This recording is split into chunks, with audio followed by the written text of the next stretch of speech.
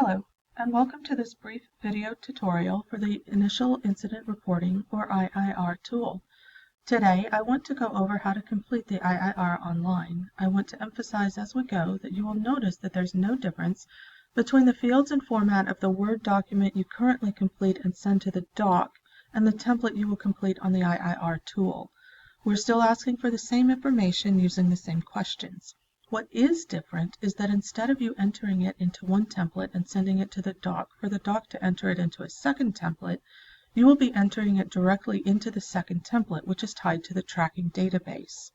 Entering your IIRs directly into the database has many benefits.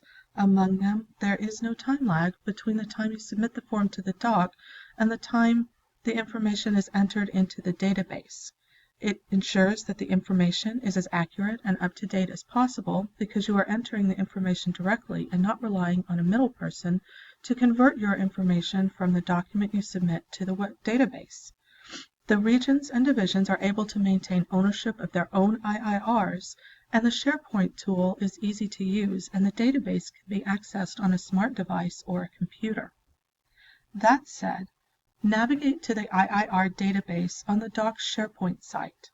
The full website is listed in the YouTube description for this video. Once you've pulled up the IIR tool, click on Items under List Tools and then select New Item. Once you have done this, the template for the IIR comes up. For purposes of today's training, this IIR template has been pre-populated with information for a hazmat spill that occurred today in Denton County. This is a fictional incident. When you select a new item, a blank form will appear. The first form is Common Name of Disaster. And I want to draw your attention first of all to this example down here that shows you the naming convention for entering the name of disaster. For today's training purposes, I've entered Denton County, Texas 02-10-2017 HAZ. The next field is Type of Incident. Click on the arrow and a drop-down menu appears and it allows you to choose the code for the incident type. In this case, it's a hazardous materials incident or chemical spill. Please note that the Type of Incident field should match the code that you have listed in the Common Name of Disaster. The following fields look at demographic information for where the incident took place. We do ask that you enter as much information as you have available. For purposes of this training, I have entered 101 Main Street in Denton, Texas 76201. The neighborhood is the Square. The following field is that of county or counties, and you will enter all of the counties in which this incident has affected. In this case, it is only Denton County, and so I have entered Denton. The region and division both have an arrow. If you click on the arrow, then a drop-down menu will appear for each field, and you can select the correct information based off of that.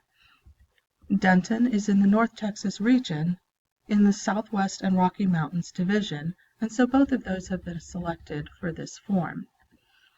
I have entered John Smith as the Denton County OEM representative in the caller name and caller agency fields.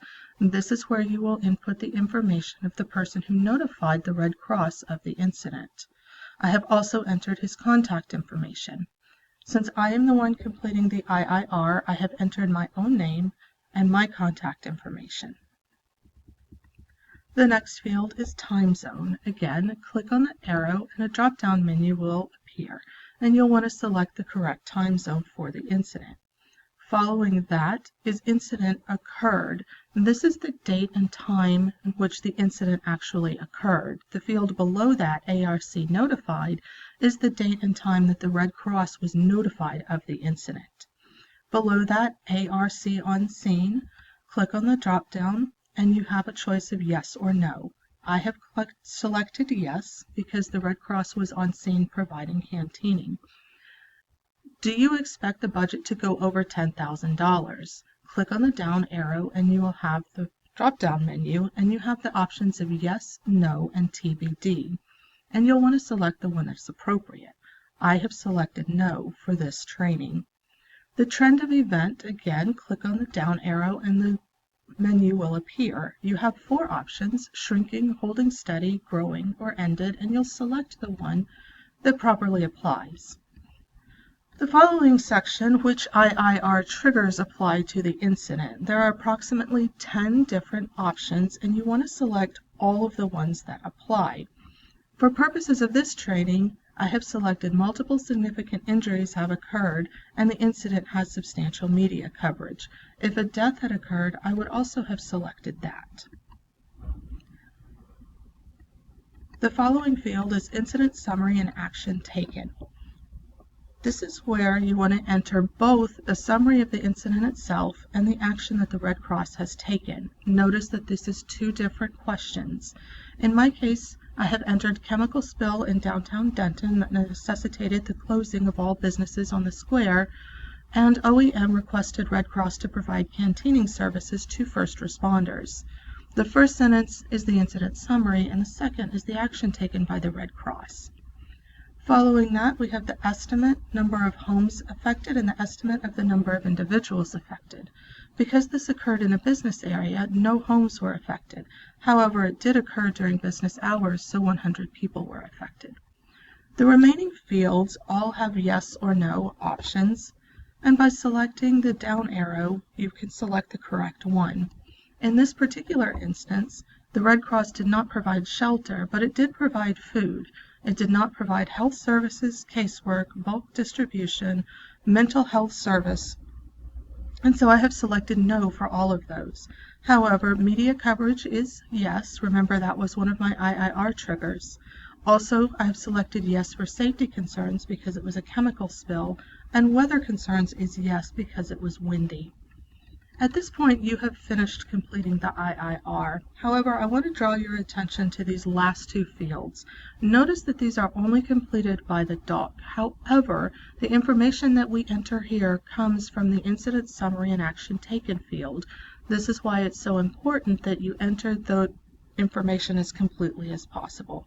Once you have done, you will click Save, and the report will be saved, and the notification will be sent to all of the applicable parties. And that concludes this brief tutorial on the IIR tool. As always, if you have any questions, you may contact us at the doc at 202-303-5555 or 800-526-3571. Thank you.